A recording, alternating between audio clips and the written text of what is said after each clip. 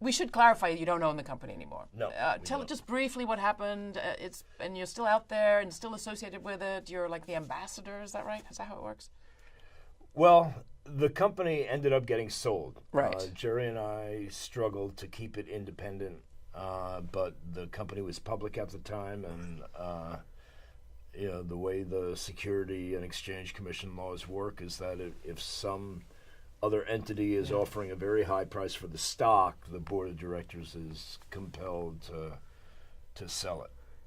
So despite our best efforts, the company did get sold.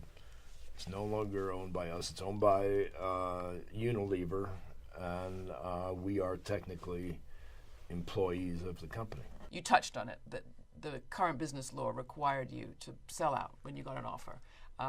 What might have changed that?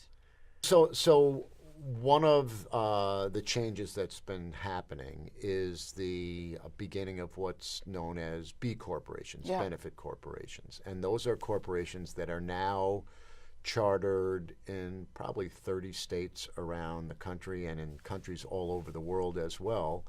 And when companies voluntarily decide to become a B Corp, they say that part of their purpose is public benefit.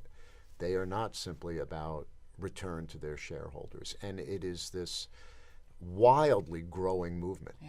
It is amazingly popular. So if Ben & Jerry's had been a B Corp back then, you could have resisted the buyout? I think it's probably one of the steps we could have looked at. It's pretty hard to go back and say, what could we have done? But we certainly did not succeed in staying independent.